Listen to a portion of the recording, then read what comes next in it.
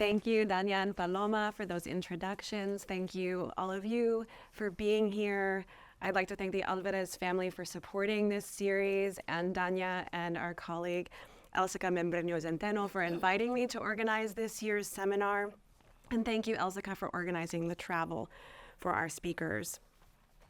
Jose and Edith, I'm so glad that you're here tonight, and I'm honored, truly, to be speaking with you this afternoon. The first event in this series featured a conversation with accomplished Chicano playwright and Trinity alum Octavio Solis, who spoke very highly of both of you. So I consider this to be a continuation of that conversation. So in the spirit of the title of this event, which is The Roots of Borderlands Shakespeare in Chicano Teatro, I'd like to begin by asking you to reflect on the roots of your own work in Chicano Teatro. How have your careers as theater makers been shaped by the traditions of teatro as they grew out of the activism of the Chicano Movimiento and of the United Farm Workers Union? What do you think that you've inherited from that tradition as playwrights, directors, and teachers? Maestra. You want me to go first? Yes. Well, I was part of the generation in the 80s. Can you hear Edith? Mike? Oh, I have to talk into it. Yeah. Oh, I was part of the generation in the closer. 80s. I was one of. There you go. I was one of the women in the 80s, Chicano women, who started to write plays. Before that, it was dominated by males. And so I'm part of that tradition of Shuri Moraga and other playwrights. So, of course, I learned from Luis Valdez's plays. I learned from a lot of sources, but it was wonderful to be in a generation where women were also writing plays. And so I also learned from the women who were writing plays around me. So my journey is different in that I grew up on the central coast of California. My parents and grandparents were farm workers, and so that's the world we grew up in. So I didn't know anything about the union other than what was going on with the grape boycott, because we were working in different crops and the unions weren't there yet. And so all I got was the news. And so, of course, the news was skewed about what the farm workers were doing. But it wouldn't really start for me until I entered the university. And it was there that my life really just was transformed by seeing for the very first time Latino, Latina, Chicana, Chicanx professors. And I didn't know that they existed because I'd never seen that in my education. So one of them was very instrumental in teaching me, as well as most of the young people he converted who were planning to be doctors or lawyers or historians or whatever. We all ended up gravitating to his teatro classes, Dr. Jorge Huerta, who taught at the University of California, San Diego, emeritus now. And Professor Huerta was the scholar that was documenting the Chicano theater movement in the United States. And so when he taught us, he introduced to us El Teatro Campesino, Teatro Esperanza, Borderlands Theater, et cetera, et cetera, et cetera. And a world just opened up. And then suddenly being able to see El Teatro Campesino perform and Esperanza perform, sometimes coming to our university or us going to where they were performing, was transformative, because for me it was the very first time that I got to see a brown-skinned person on stage speaking in two languages, telling stories about people that I could recognize. And that was very transformative for me, and I said, that's what I want to do. Thank you.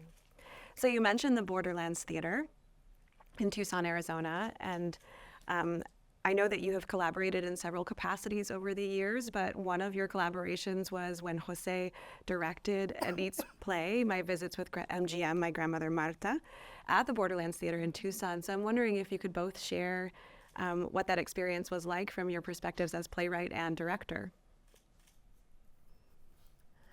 Well, Jose and I, we first had a reading of the play at South Coast Rep with Vetsa Trussell as Florinda, the crazy sister of Marta Grande. And Vetsa also came to Borderlands and continued the role of Florinda. And Vetsa was just wonderful because Vetsa would just stand up and people would start laughing, which is what we wanted them to do, and they did that.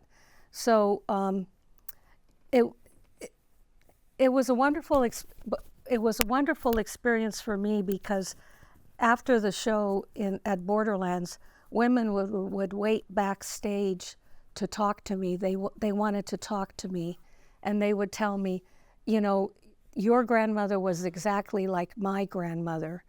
My grandmother swore like a man. And they would tell me, your grandmother is exactly like my grandmother. Your family was like my family. They were so happy to see themselves on stage that they would wait for me after the show. After the reading at South Coast Rep, I'll never forget, one member in the audience said, I love your play. Your grandmother reminded me of my Swedish grandmother. And I thought, well, this is wonderful. At some level, the play is reaching people and affecting them. So back in those days with Borderlands, they were, run by Barclay Goldsmith, who was a professor at the Pima Community College, and that's where the company was housed. And so when Barclay invited us there, that was one of the wonderful things about a company that didn't have the resources of regional theaters, but the commitment to produce new work. And I think that was really forward thinking with Barclay and his company. And so to work with Edith, I have to say, when we started the Hispanic Playwrights Project at South Coast Repertory, which was a program that started in 1986 with the commitment to develop new plays by Latino writers and, for American theater. And it would take a few years before we started seeing Chicanx playwrights arriving, submitting work. And there was a very special year, I think it was 1989, that Edith's play came, Octavio Solis's play came, and suddenly... Cherie Moraga. So for me, it was something that was like... and Oliver Meyer. And Oliver Meyer, right? Yeah. So these writers, in particular Edith, because when I read that play, it was like, I finally found what I had imagined was out there, and it was that play, My Visits with MGM, My Grandmother Marta.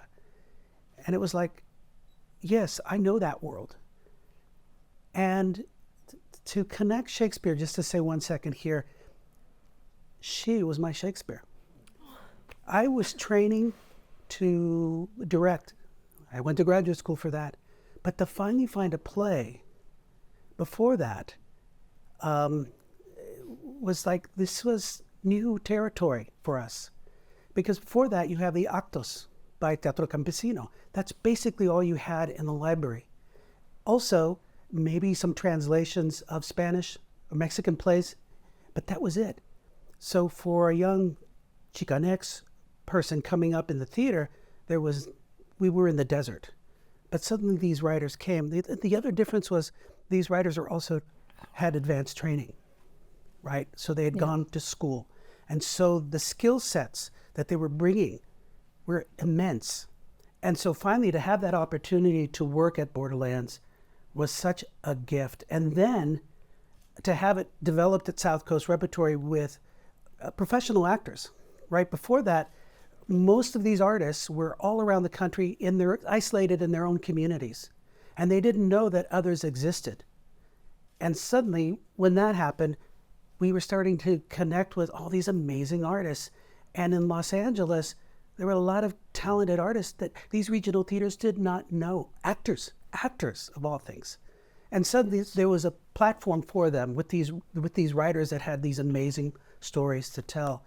So, sorry, I'm taking over here, but I just wanted to acknowledge that was important in terms of being able to build. Luis Valdez once said, when I was at Teatro Campesino basically an intern, I attended a board meeting, and he said, we need a body of work. And that always stuck with me. A body of work, which means we need more dramatic literature. We need scholars. I learned from Dr. Huerta about documenting our history so that the future can say we existed. We existed. So it's my understanding that while you were working together on that production, you started talking about teaching your students in Los Angeles and recognizing the fact that theater students so often have to study Shakespeare because of the way the canon has been institutionalized. But you wanted to find a way to do Shakespeare that reflected your students, and thus was born R&J, the play that became The Language of Flowers. So I'm wondering if you could share a little bit about how that brainstorming happened, how that play came to be, and talk a little bit about the fact that José went on to direct that play at Cal State LA when it was first staged. Well, I was teaching at UCLA, and José Cruz was at Cal State LA, and we started talking, and we I think both of us for sure, but I wanted to do a Shakespeare play where the leads could be done by Latino students. I didn't want to write a Shakespeare play where they were, in the chorus or whatever. I wanted them to be leads. And I think you would agree with me on Totally. that, José Cruz. And so we chose Romeo and Juliet because the roles of Romeo and Juliet could be played by young people. And so we decided that of all the Shakespeare plays, that was the one that would be more accessible to young people, and that the two major roles could be played by Latino students. So I was so excited when I heard Edith saying, this is what I'm thinking. I said, let's do this. Let's make this happen. And I said, is it going to be in Shakespearean language? She said, no. I want it to be contemporary language. I said, okay, this is awesome. And so thus began, Edith went away and started writing it. And then if I kind of remember that did we do the production first at Cal State LA, the outdoor production? Yes. And then we had the Hispanic Playwrights Project that year. So we had development time there, and we had professionals, but I think also some of our students. And then we were able to return back to Cal State LA. So the first production was outdoors. Yes. And, we have calaveras, in this play that are preparing to meet Romeo and Juliet in the land of the dead, Mictlan, in the indigenous world. And so I think we have a character riding a calavera. We're riding a bike through, LA. Because it was outdoors. Yeah. In the second production, we were able to go indoor and, of course, really wax on visually. We were able to put black lights on there, and, with those calavera costumes, those things just bounced. And it was just really striking visually of what we were able to do with it. We brought in an amazing composer, Marcos Loya, who was able to write a great score for us for the songs that Edith put in there. And that was really also a beautiful thing that she was able to do with these lyrics, and of course Marcos's gift as a musician. I think one of the things that maybe I never told you, maybe we never talked about that, but at one point I thought that I could keep Juliet's Shakespeare language, and Romeo would be speaking in colloquial Spanglish, and I tried, but it just didn't work. And I think the reason it didn't work was that the rhythm of Spanish is different than the rhythm of English. And so my plays are always very musical. I'm always very aware of language and how it moves. And so I had to give up the idea of Juliet keeping the original Shakespeare. Did I ever share that with you? No, I don't know. I don't think so. It's 30 years ago, so we're trying to piece together a puzzle here, okay? But in that outdoor production, the nurse also was on a bicycle when she was roaming around trying to find Romeo. So I want to share with you, and this is a surprise to you, Adik. I reached out to the young woman who was a college student at the time, Erica Ortega, who would go on to have her own professional life as an artist.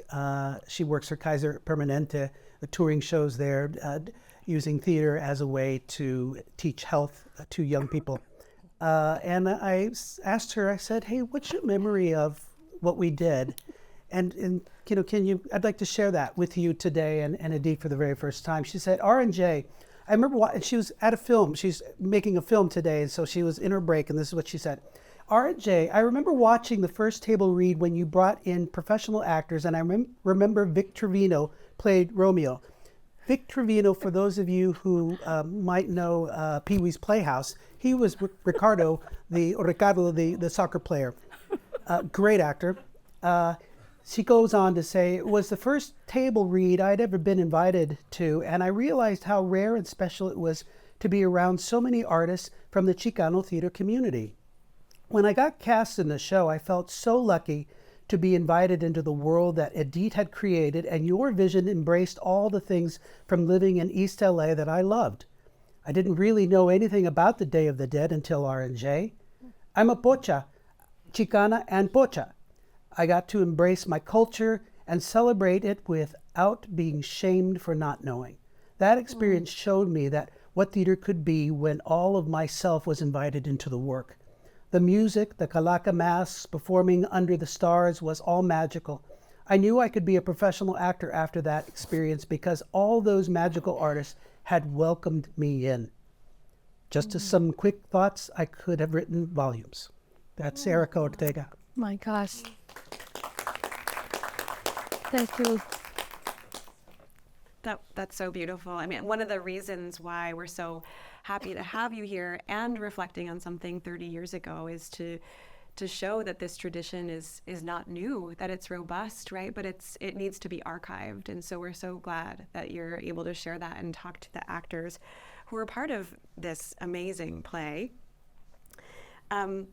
Jose, you went on after working as a director for many years to begin writing plays yourself.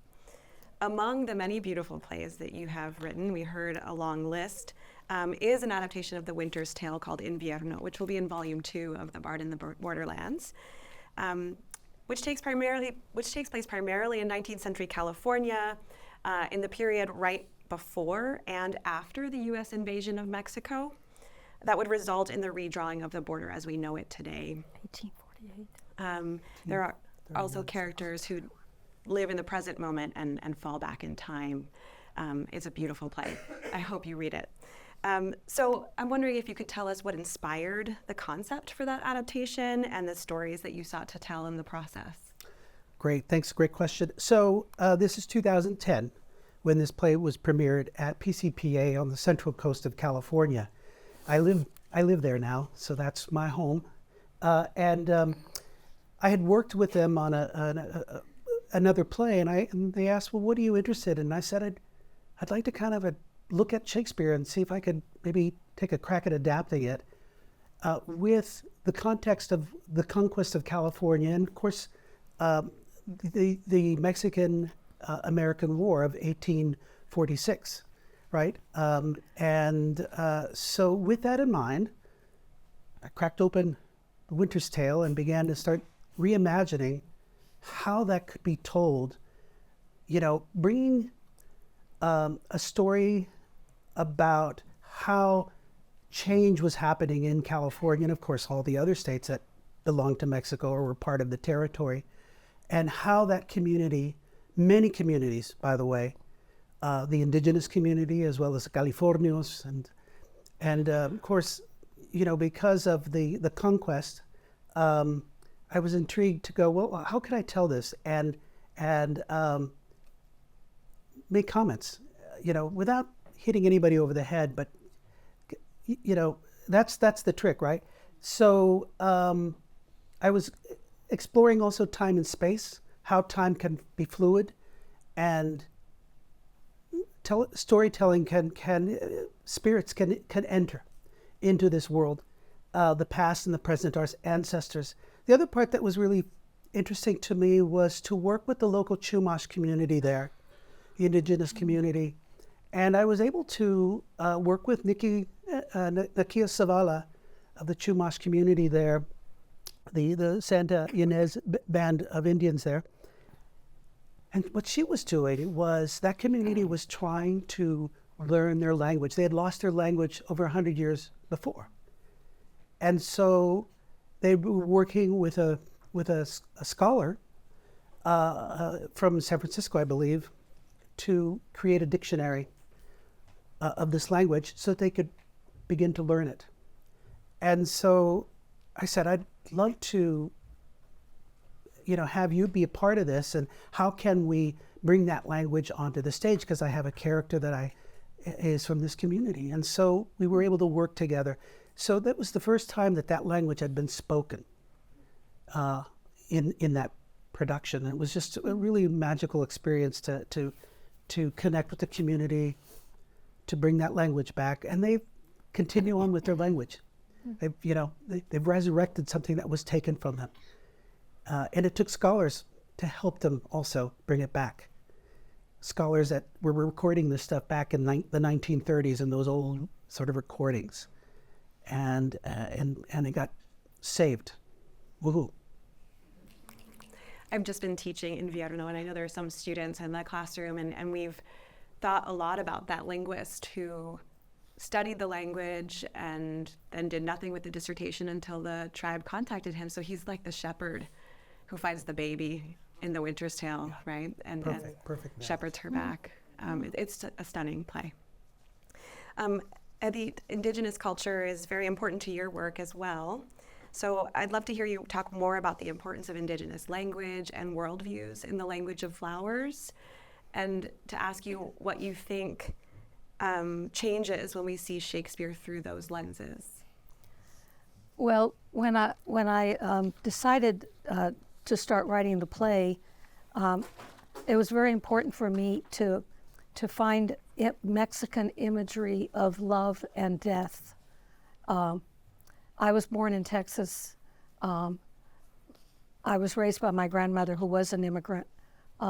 So I applied for a grant, and I got money, and I hired a graduate student to research language and imagery of love and death in Mexico.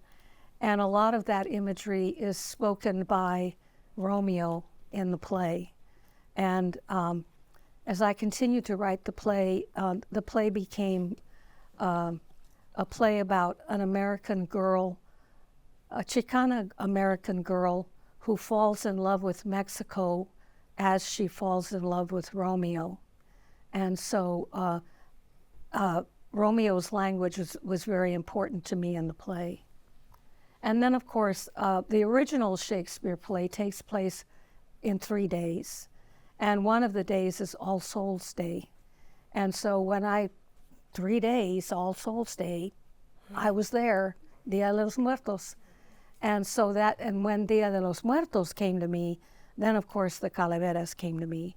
And then once the Calaveras came to me, everyone who dies in the play comes back because it's Day of the Dead. And so I was able to really integrate an indigenous cultural experience into a Chicana American play. So another thing that your plays have in common are corridos. And last night we had a wonderful performance by Azul Barrientos of corridos, followed by a lecture by Maria Sobek. Thank you, Maria. Maestra. So I'm wondering, from your perspective, what you think that corridos bring to the Shakespearean text, and what they do to adapt or bring something new to Shakespeare, or bring something out that was already in Shakespeare. What do you think about corridos? Well, first of all, Romeo and Juliet, Shakespeare's Romeo and Juliet, begins with a prelude, which is kind of like a corrido. And maybe that was what inspired me, that the play needed music. and that it definitely needed a corrido because Shakespeare sets the play up with a prelude. And so that was my inspiration for the corridos, which I love. I love music. And for me, I was working with a composer once, and I wasn't musically trained. And it was like a different language trying to communicate. And so ultimately, I would take a 10-year journey at my school to learn to play mariachi music. I was the worst student ever. But I came to love music and found it. And for me, that music has really shaped the way now I write. Music is a really powerful storytelling tool, right? And it's just another storytelling device that you can use, whether it's corridos, whether it's underscoring a moment, something physical that's going on. So there's a power in music, and so it's a journey that continues. I continue on now that I do work looking to include music, and I get to write it too. Mm-hmm. I still suck, but I still love doing it. That's beautiful. I think we should do more things that we are always practicing. Yeah, I used to tell my students, dare to suck. Yeah, it's bold. It's bold. So I'd like to invite both of you to tell us a bit more about where else Shakespeare appears or maybe lurks in your work. Edith, I know you've written a few essays about Shakespeare, and Jose, I know from our conversations that you've written a play called Forever Poppy, which reimagines a young girl who is a descendant of Shakespeare. So could you speak a little bit more about other places where Shakespeare comes up for you? Tell me about your articles. I want to hear about those. Well, I was approached by, actually, it was because of R&J that I was approached by someone in Los Angeles who, he runs the Shakespeare. Oh, yeah. The Shakespeare cultural thing, yes. He approached me, and he wanted to publish a book about Shakespeare's villains. And of course, everybody thinks of the usual villains in Shakespeare, but I didn't want to compete with Shakespeare scholars on big villain people. So I thought about it more and more, and I decided that I was going to write about Shakespeare's servants. And so my essay is called Sex, Lies, and Servants in Shakespeare's Plays. And I talked about Othello, R&J, and Cymbeline, and Timon of Athens, Timon, I don't know how you pronounce that word. And I learned a lot about Shakespeare's villains. So that was the genesis of choosing a way to approach Shakespeare that maybe hadn't been approached that much by other people. Although I did find some books about Shakespeare's servants. I wasn't the first one to write it, but I was the first one to put those 4 plays together. So Forever Poppy is a play for young people and families. And I wanted to think about, well, God, what if Shakespeare had a descendant and it turned out to be a child of mixed heritage? What would that story be about? And so that's the journey I went on to write Forever Poppy. And so it's this child whose parents are kind of bohemians, but they're kind of extreme bakers. They love baking, and they bake at night, but during the day they make their living tattooing people, bikers mostly. And so she grows up in this whimsical sort of crazy world of creative people and bikers and stuff. And she's just open to the world, free.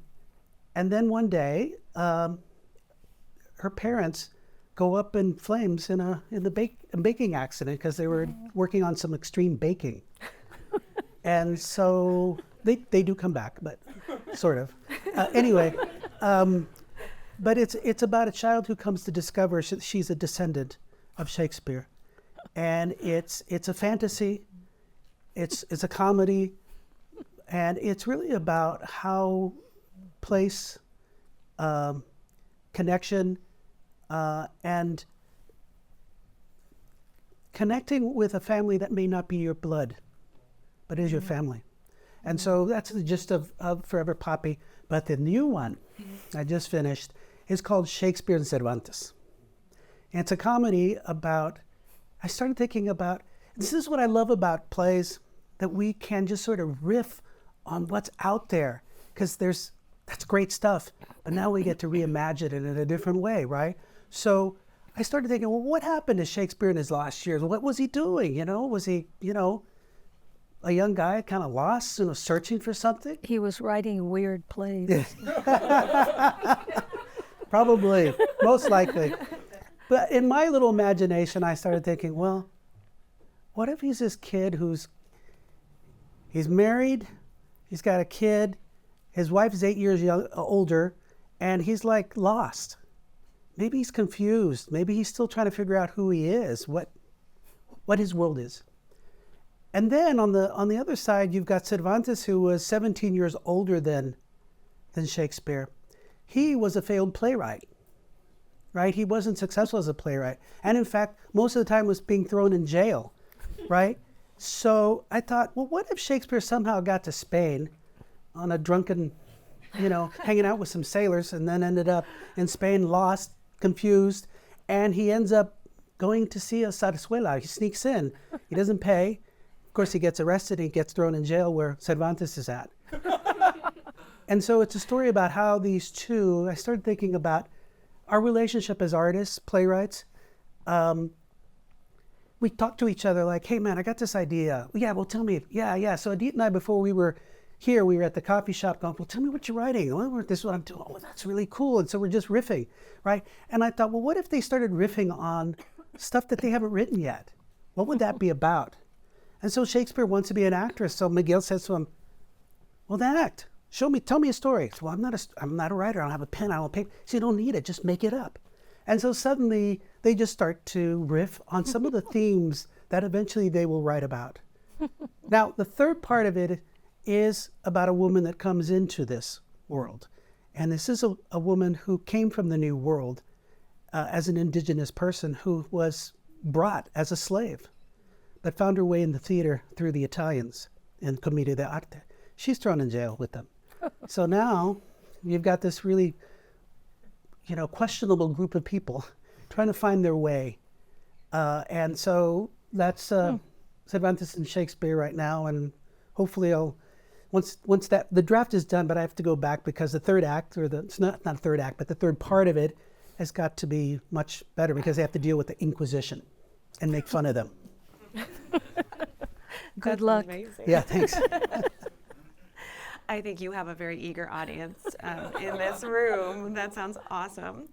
So this afternoon, we had a wonderful showcase of performances from new works by young people. We had high school students, some younger than high school students performing Borderlands Shakespeare. So I think we have a great set of examples of what the future of Borderlands Shakespeare might look and sound like. But I'm wondering what you hope for the future of Borderlands Shakespeare. Well, I mean, we have all the comedies, Shakespeare's comedies that we could start to play around with. I'm essentially a comedic writer, and so if I consider doing something to Shakespeare again, it probably will be one of the comedies. But what was wonderful, seeing the things that we saw earlier today, was that the young people were embracing Shakespeare and embracing his storytelling, not his language, but his storytelling, and that they were not intimidated by Shakespeare. Shakespeare stole almost all of his stories, and he read all the time, constantly. He happened to be a wonderful wordsmith, but he didn't, none of it did he compose. he found stories and all kinds of sources to do it. And so it's just wonderful that the young people are embracing Shakespeare, the storyteller. The torch has been passed on to young people. Their responsibility is to do whatever they're going to do with it. And I can't wait to see what they're doing. But what I saw today was so invigorating and so powerful, because that is the future. And we don't know where their journeys are going to take them, but some of them will rise to perhaps make a living doing this. And I celebrate them, because ultimately what the arts gives us is a chance to communicate, to feel, to connect with people. Daniel Valdez, I don't know if you know him, Luis Valdez, his brother. Daniel, was a young man when he joined his brother with El Teatro Campesino in the great boycott in Delano, California. His brother brought him down to help, and it transformed his life. He was a musician, but he was kind of, getting in trouble. And there, suddenly, he saw a different world. Many years later, Luis and Daniel would be at the Mark Taper Forum auditioning for Zoot Suit. And I was asking Daniel a story. I said, tell me, what was that like when you met Edward James Olmos, the gentleman who they'd cast as El Pachuco in the original production of Zoot Suit? And he said, well, I think he'd just come from doing a Shakespeare audition. And he came over to our audition to do Zoot Suit. He said he was reading, Luis was there, and he was reading, Daniel was reading with Edward James Olmos. And he said, the moment that guy opened his mouth, he said, it was Chicano Shakespeare. He brought an elegance, an energy, an articulation, just a presence that's what we've been searching for. That's what we've wanted. And we have the tool. We have this artist that can bring that. And so, those were young people doing that back in the 1980s, right? And so I can't wait to see what the young people are going to be bringing and the scholars that are going to be writing about it. So I say, hurrah. Go for it. So I would like to ask the audience if they have any questions for you. We'll go around with the mic. Okay. Yeah. Paloma will bring you a mic. I think. This gentleman.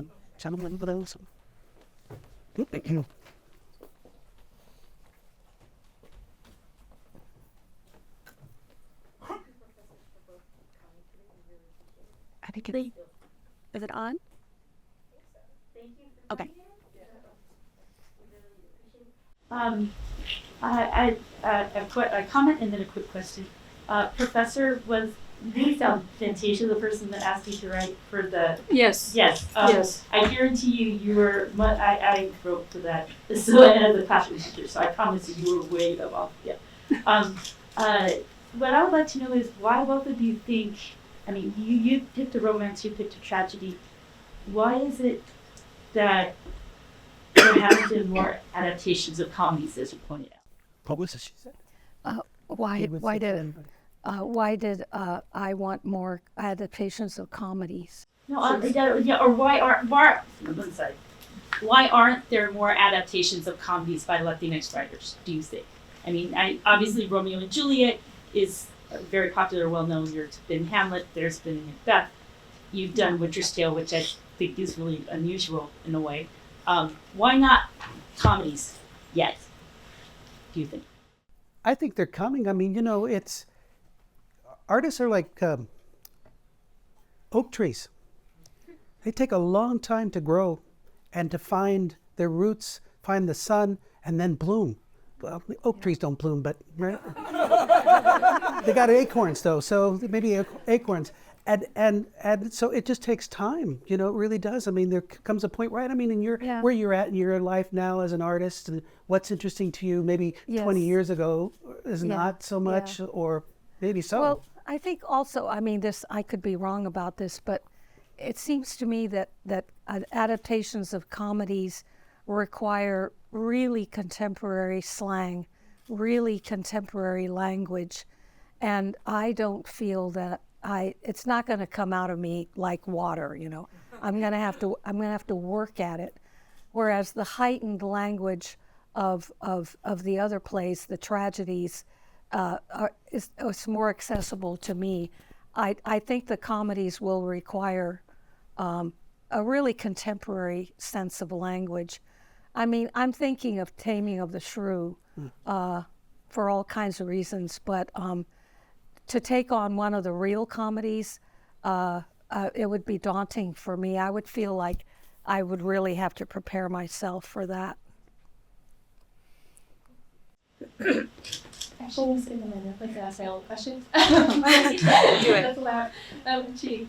Let me word this. Both of y'all mentioned to me Monaga, and one of my favorite lines about Chicano theater is one that she has written, and she said that Chicano theater is essentially a theater of resistance. And I was wondering, in your bodies of works, what acts of resistance or themes of resistance do you think are most integral to your individual bodies of work? Well, I mean, the first play that I wrote, My Visits with MGM, my grandmother Marta, and my grandmother was named Marta. I thought it was a great act of resistance that I was taking over the letters MGM and making them be something else, making those MGM be a Latino expression and not a gringo expression. Now that might be a kind of a small act of resistance.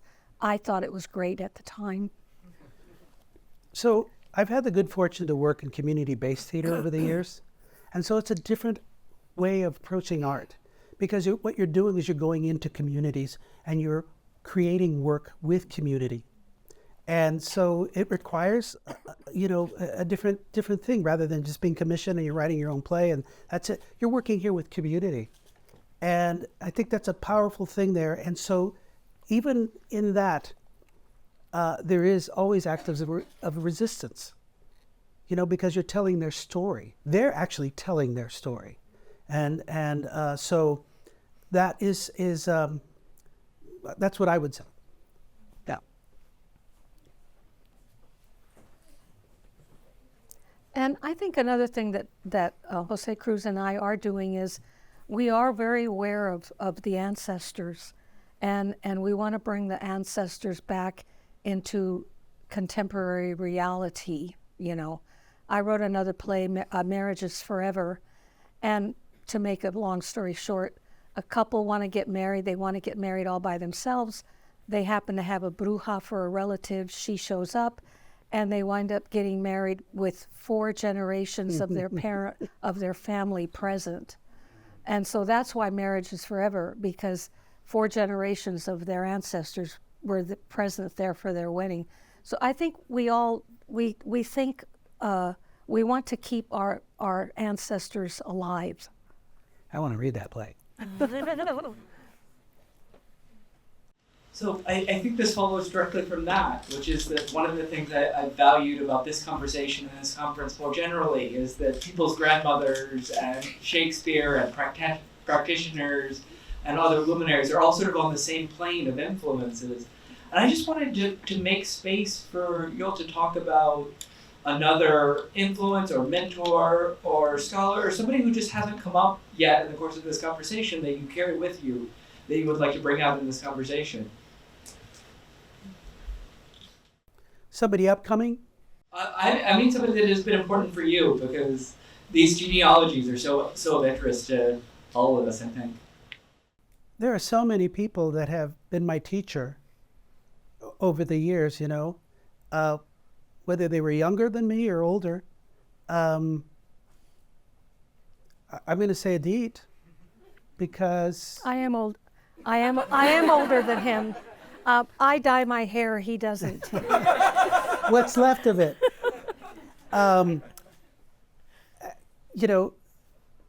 Think about this. When I met her in the 1980s, this woman had gone to Yale.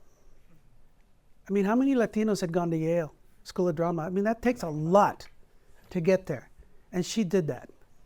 And then she's teaching at UCLA, right?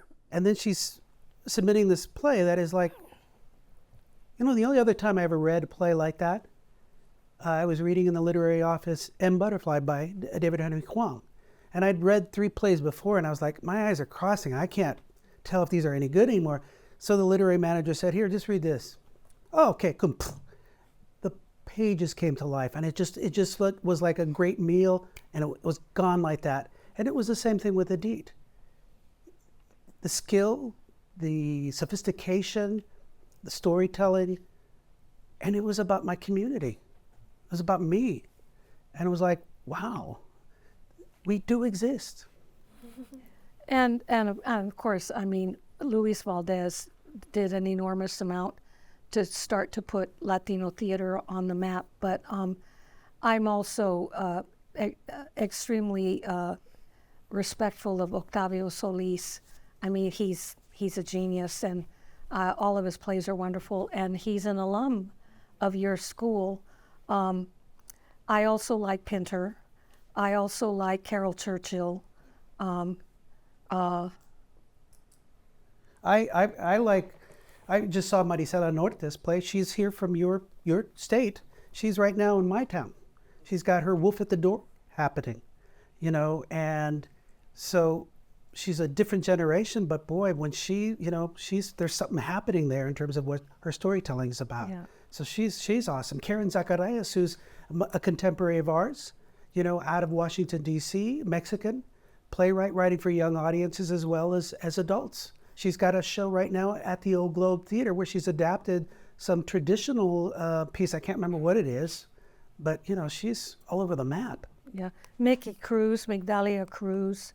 There are some playwrights that I just make a point to continue to read their work. José Casas, who is a professor of playwriting at Michigan State, or not Michigan University, he has done an ambitious thing he's writing plays for TYA, for young audiences, but he's got a superheroes project, and he's basically raised $150,000 to commission playwrights, BIPOC playwrights, to write superhero plays for young audiences.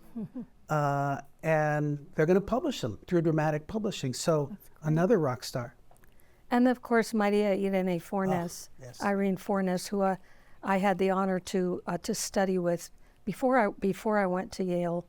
And she's so daring. I mean, she's just will try anything, and is wonderful. One of those major roots, major seeds, semillas that planted so many seeds around this country. Our theater department. Jotis? Oh, that's okay. Oh, sure. I'll borrow it for just a second. I was just going to say our theater department is staging Fefo and Her Friends. Oh. So her legacy lives on here as well. Other questions? Well, I can ask it to y'all because y'all just right over here. Y'all talked about a lot of the work by Luis Valdez, which I'm sure, well, for me at least, that's where I started. I actually learned about Chicano theater in my Chicano studies class, not in my theater classes when I already been taking theater since high school. And for me, because I knew about Lin-Manuel Miranda, but he's all the way on the East Coast. And even though In the Heights is a beautiful show about Latinidad, Chicanos in LA, they don't know about Valdez. They don't know about Moraga. They don't know about Solis. And I feel so lucky and privileged to be working at a theater company like Latino Theater Company, to be under the wings of Jose Luis Valenzuela and Evelina Fernandez, and as I continue to do my activism and theater work together, I've noticed that a lot of new Latina playwrights or theater makers, they feel that they're doing this, they're the first ones doing this work, when in reality we have a whole 70 years now of work, or even before then too. I've been reading Ricardo Flores Magón, his plays Tierra y Libertad y Víctimas y Verdugas, those plays are intense, and what I guess the point I'm trying to make is that one thing I've noticed in my generation and younger is that they don't tend to listen to the elders, which you talked about bringing your ancestors into your work. And what's some advice that you would give to the youth over here, or in general, about how what could they do to create space for generations before them, and how could they learn? Well, I always say that as Latinos, we have to be everywhere all the time. And we can be scholars, and we can be designers, and we can be playwrights, we can be actors, we can be producers, but we should be everywhere all the time, which is kind of what you were saying, that there are all of these people, but we need to keep having more people start to do the work. To be theater, I call it to be a theater worker. I mean, sometimes I say I'm a playwright, but I'm a theater worker, and we need theater workers everywhere, all the time, at all levels. Access is everything. That's the thing I learned working in a regional theater, that when the door was open to me, I kept that door open. And a number of my colleagues over the years continue to do that. And it's really, really important, because you don't know who's going to come through that door that's going to change the future of your organization or the work that we're doing. And so, for the young artists that are emerging, coming through, we don't know yet who you are. You're still discovering what you're going to be, what you want to create. But it takes also that person in that space to go, we have to allow room for space. That's one of the things I admire about José Luis Valenzuela. So José Luis Valenzuela is the artistic director of the Latino Theater Company in Los Angeles, and they've been there for, 35 years or something. He's got an ensemble of artists, really great artists. And here's a company that's in an old bank downtown. Yeah, it was a bank. Where they have, I think the audience is about 40% under 40, something like that. I can't remember. He told me something where their tickets are $10 on Thursday to bring audiences in, $15 on the rest of the week. Free performances on Wednesdays. So they're actively going, how do we bring our community, this new audience, to see the work that we are producing? And so one of the things that they're doing is a legacy. They have a company that's been there for 30 plus years. Now they're looking to begin to look for the next generation. So that's forward thinking. And it's not often the case in theaters, but they're doing it.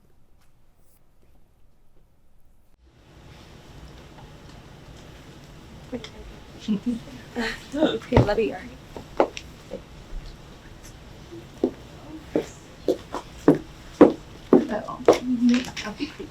I had the opportunity to teach my students at the University of Villarreal Flowers. My students really just finished. It was a really great opportunity. Can you speak up a little louder? I'm Yeah, sorry, I can't sorry. hear. I just finished teaching my students at the University of Utah the language of flowers, and it was a really enjoyable experience for all my students. And I scoured the internet for a recording because I was just so enthralled by it. Jermaine Franco obviously is listed as the composer, the music. She's gone on to have a very successful career with Encanto and Coco. Is there a recording of the music or anything like that we could look up anywhere?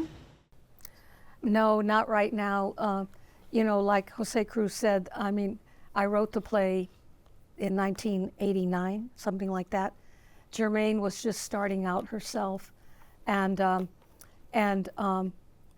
Bard in the Borderlands was very gracious. They would be willing to publish the notated music, but Jermaine was so busy with Encanto, and she wanted it to look good. She wanted it to look right, and I totally understand. So no, the music has not been published, and it has not been recorded.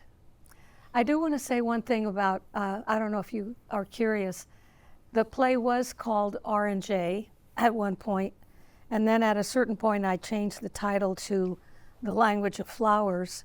And the reason I changed the title of the play was because I could not figure out a contemporary way to do the tomb scene where Romeo kills himself with poison. I just tried as hard as I could, and I couldn't find any reasonably theatrical contemporary place for that to happen. So then I decided that it was going to be a drive-by shooting and that he would die on the street alone, and then Juliet would find him in the street and alone, and she would kill herself and they would be alone. So at that point I had taken it so far away from Shakespeare in my mind that I thought I had to change the title. So that's how it went from R&J to The Language of Flowers. And of course flowers refers back to Sempachutli, the Day of the Dead. I wanted to ask a question. Are you engaging, like UCLA, your particular university in Trinity, with other universities or other theater organizations focused on the Latino theater throughout the Americas and Latin America? Is there a Latino Theater Institute for theater? Is it in your universities? Is there some organization, so you not only in the U.S. continue to dialogue, but throughout the Americas, like in Bolivia, and Peru, and Mexico, have you gone that route internationally? We could find more people to engage in that particular area. Well, I mean, for us, I think not, because we're not producers, you know. But the Bard in the Borderlands has already been, it's being taught in Canada, in Nuevo León, Mexico, at Princeton, at UCLA. I mean, like already 12, 15, 20 universities. So the book alone is, the anthology alone is starting to create an international impact.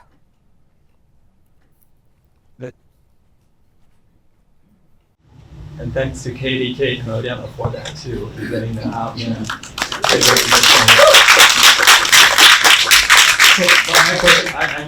I'm a Chicano scholar of Shakespeare, and I have more than I would want to dumb the question of like, why are you doing Shakespeare? Why aren't you doing Chicano lit, right? I'm curious about you all working on Shakespeare as Chicanexes, right? And if there was any ever resistance to that. I mean, how are those conversations? We thought that's talking about having a body of work, right? Was there ever any pushback for you all to say, like, why are you working with Shakespeare? What are you doing with that? And if so, like, how do you negotiate? Well, I mean, Shakespeare, when I was adapting The Language of Flowers, R&J, I pretty much followed Shakespeare's story. And you learn so much about playwriting if you just really follow what he's doing. The guy never gives up. He goes on and on and on, and every scene is important, and there's no fat. Everything is significant. So I learned a lot about writing from just adapting The Language of Flowers. But, you know, I was telling someone, I was telling José Cruz, and I was also telling you, you know, I teach graduate students playwriting at UCLA, and more than once I have been told, I hate Shakespeare. I don't understand him. He's too hard to read. I can't deal with the words. And it just makes me so sad, because the guy knew what he was doing, and he wrote wonderful plays and wonderful stories. And just get over the language, work it out, do it, you know? And once you get over the language, the stuff is extremely theatrical. So, I mean, I've gotten pushback from some of my younger colleagues at UCLA. Oh, you're going to a Shakespeare conference. Ooh, you know. I mean, this is just, it's fashionable to trash Shakespeare, unfortunately, and it's really, you know, you're missing the boat if you trash Shakespeare. Mm-hmm. You can play with him, you can, you know, move him around and do things to him, but the guy knew what he was doing. So two things for me. One is when you adapt, the story's already built. So you don't have to invent the story. It's just reinterpreting it in a different way, putting a cultural context to it. And that's exciting because you get to really spend time thinking about that as opposed to, okay, what's the beginning, what's the middle, what's the end? So there's a structure there already. And the economy of storytelling is something that you can look to do. The other part is what I love about having actors that have been trained, classically trained to do that work. I mean, think about this. It's like climbing Mount Everest. And when you have that type of talent and that type of skill, and then, you have a James Olmos being able to do that, you've got Chicano Shakespeare. And so that's what you're looking for. I'm looking for really good actors, great actors that can bring that equality to our work. I hope that answers your question, Ruben. Okay. Hi. First, I want to say thank you for being here and the Curator José is not equal. We've heard a lot of talk about generations, future generations, and where the Borderlands has been taught. I'm from Miami, Florida. I've heard a lot about the Chicano experience this weekend and what it means to live in this Borderlands space. And coming here to talk about our perspective from Miami and navigating what that Borderland looks like has been a really great opportunity. So my question for Eddie is, when you write the language of flowers, and you bring in first, second, and third generation representations, is that purposeful, writing about these experiences? Because when I look at Juliet, I see a version of myself, someone disconnected from a language. And when we talk about Chicano culture, where home is so close, right? And your culture is so close and you can immerse yourself that way. It is different from a Cuban descendant who can't have that home or necessarily go back to that culture. So in regards to generations and kind of your writing the language of flowers, did you consider basically representing each of those generations when you wrote it? Oh yeah, of course. I mean, Juliet is a pocha. Juliet doesn't even speak Spanish. She's totally assimilated until she meets Romeo. And like I said earlier, when she falls in love with Romeo, she falls in love with Mexico. She falls in love with herself, with her own culture. And as far as, Miami, when I was studying with Irene Fornes, Eddie Machado was in that group with me. And, Eddie thinks about Cuba like every day of his life, several times a day. So, all of us that have all of us that have a motherland that is away from the United States has that same problem, whether you're Haitian or Cuban or Dominican or Puerto Rican. And so, I don't know, we all seem to have a need to keep the motherland alive, or at least the playwrights do. And so it's a dilemma that all displaced communities have.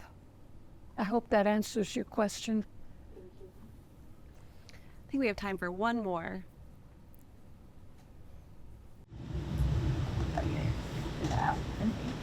Anybody else? Well, since you mentioned over quota, which everybody's heard me ask this question like thanks sometimes, so I apologize. Here. Again, I'm asking about pochos, Jackson. Yes. How did you, both of you, do you have any Americanized Latinx Indiano? I haven't had access to it yet. So I'm wondering how both of you went about creating your conceptions of pochos in your writings, and how that affected life. Well, first of all, I'm a pocha, I was born here.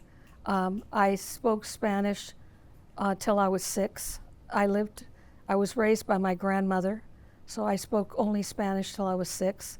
When I started school, it was all English. I understand Spanish quite well, but I don't speak it at the level that I understand it. And I write in English. Although at one point when I was writing MGM, I realized that I had written 3 pages in Spanish. It just kind of got away from me. But, you know, I'm a pocha. When I go to Mexico, they know I'm American 3 blocks away. You know, I mean, it's just obvious, you know. So I understood and loved Juliet. I'm just going to ditto what she just said because I totally agree with her. And just to say, finally, thank you so much for being here with us, taking the time to listen, and I hope that what you take away will be helpful. And it's been a real honor to be here with you all. I wish you all the best on the journey where you return and to teach and to educate and to perform and to write and to create. Many blessings to you. And I agree.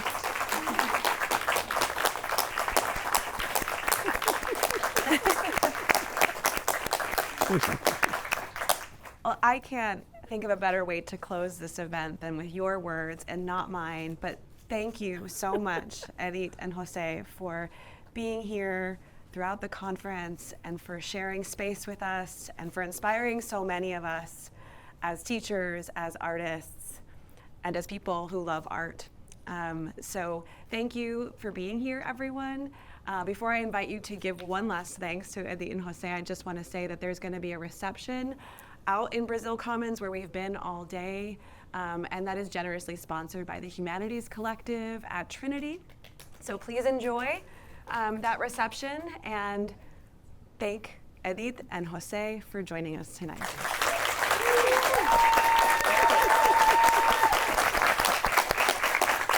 Thank you for coming.